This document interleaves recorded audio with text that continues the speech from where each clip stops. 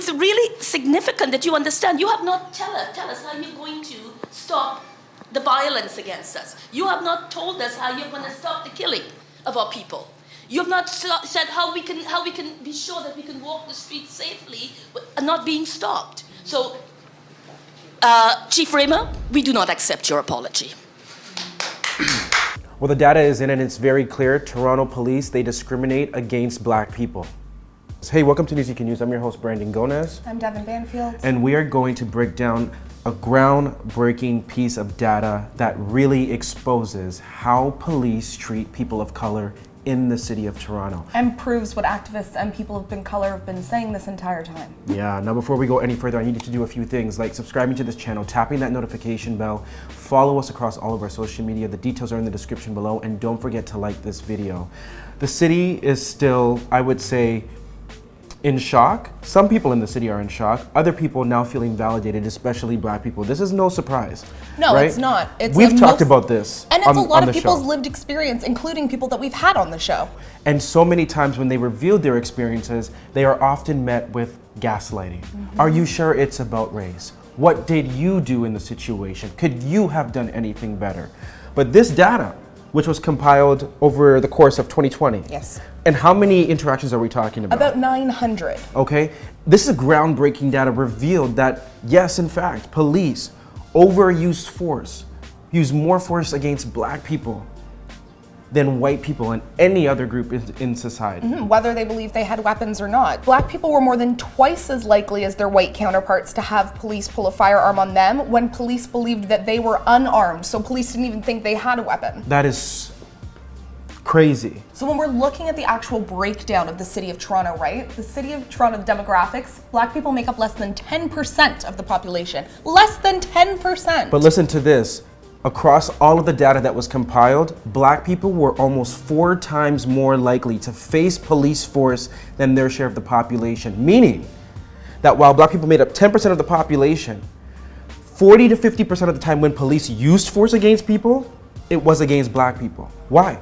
And you want to know the craziest thing? Police can't answer that.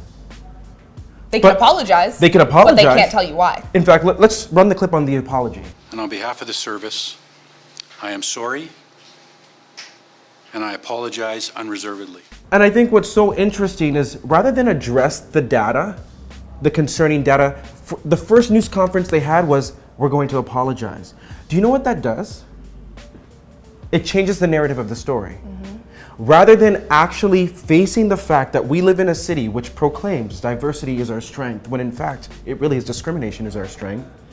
We're not focusing on the data. We're focusing now that police are apologizing. As if they made amends.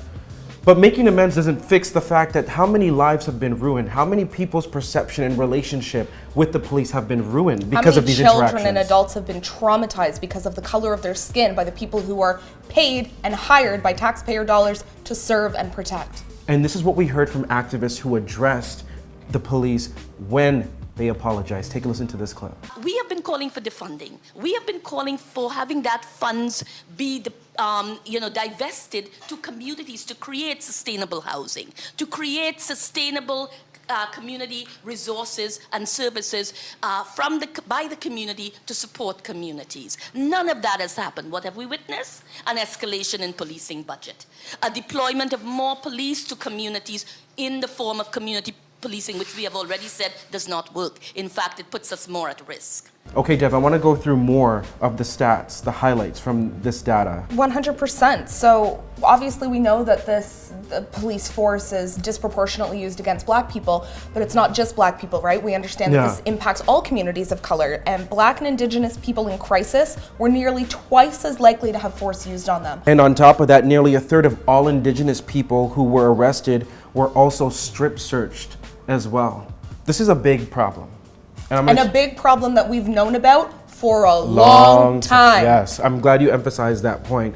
And I want to emphasize this point, that many people may not realize, but the largest item on the city's budget is policing. It is the most expensive thing that the city of Toronto pays for. Meaning the majority of your tax dollars, if you live in the city of Toronto, goes to policing. Over $1 billion goes into the police budget every year. And it rises. every single year. And you have to ask yourself, as citizens, as residents, whether you're Black, Indigenous, a person of color, or not, is this the way you want your tax dollars used? Are we getting the service level that we require from law enforcement when we look at these stats and this data? And if you're okay with this, then what does that say about you? For our politicians, how can you now sit at City Hall and say nothing is wrong? Before, a lot of the excuse, and I'll be honest, you know, I used to report in mainstream, and I reported a lot on this. A lot of politicians would say it's anecdotal. It's your own personal experience. But it's not, because now we have Where's the the stats data? and the facts and the numbers to prove it. So what are you going to do about it? What are they going to do about it? And I want to highlight that this was a heavy lift to even get police to start collecting race-based data. From so many people. Yeah, From for so a many long, people. long time, police did not want to collect this data. When I tell you, literally, the Toronto Star, okay, they compiled their own investigation about this exact same thing. Guess what? They were sued by the Toronto Police Union for $2 billion because they came out with a story revealing this exact same thing. So I'm highlighting this to you because I want you to understand that there are forces at play here who for so long in this city try to deny this experience and to deny the truth from coming out. And you have to ask yourself, why? Why?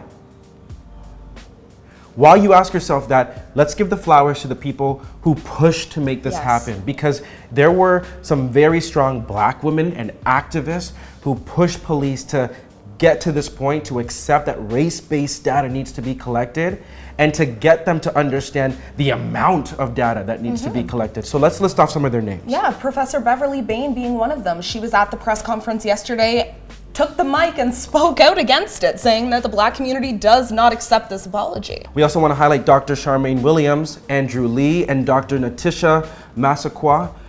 She also was on Twitter highlighting the fact that this is now a time for action and that you can't have a police force that systemically discriminates without racist people on the force. It was an interesting tweet. I also want to read out some other things from social media that people have been saying really, really quickly. Listen to this. Fabulously Kim G wrote on Instagram, police should be held to a higher standard when committing a crime. Any form of discrimination, racism, etc. should be facing termination, loss of pay, jail time, and charges. There should be a zero tolerance for unlawful behavior. A huge shift in legislation needs to happen within Canada. Not all humans are treated fairly, as the reports have shown, and this has been an ongoing problem.